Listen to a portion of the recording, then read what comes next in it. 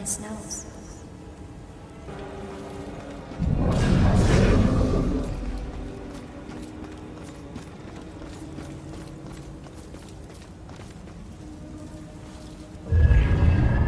Some questions cannot be avoided.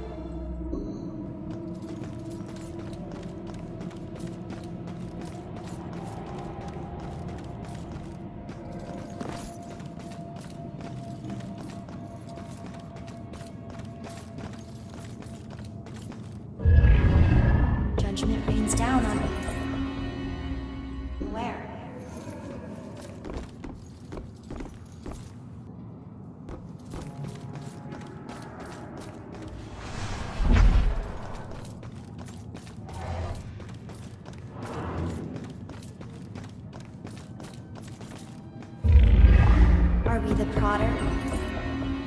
Or are we the puppet?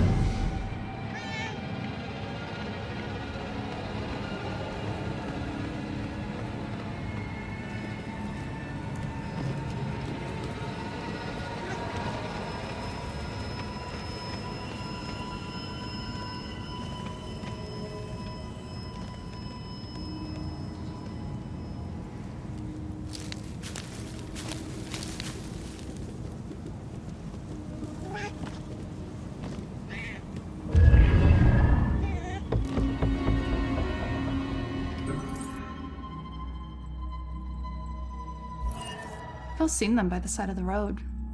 These unkept, smudged, hopeless people holding cardboard signs.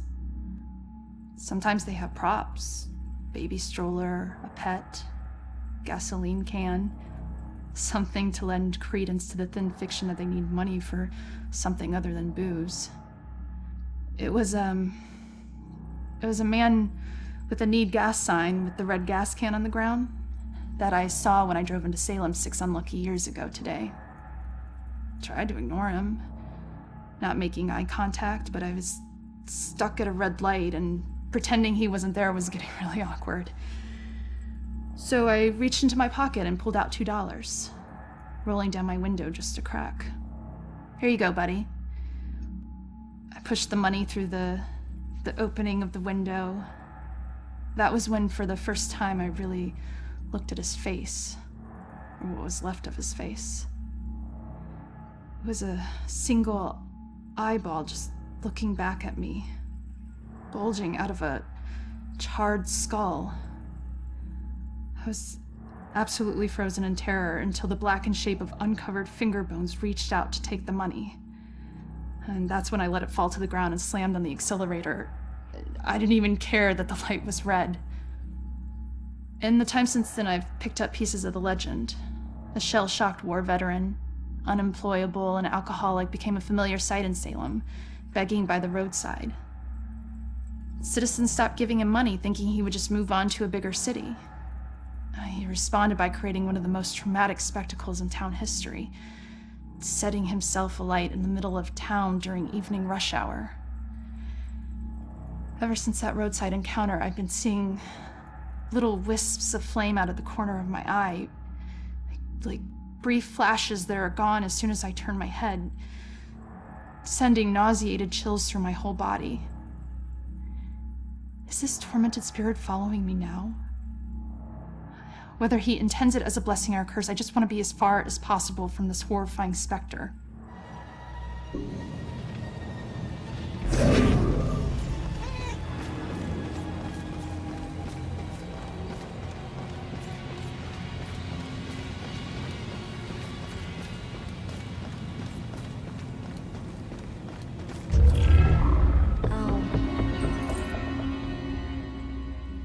Things that bloom in this town.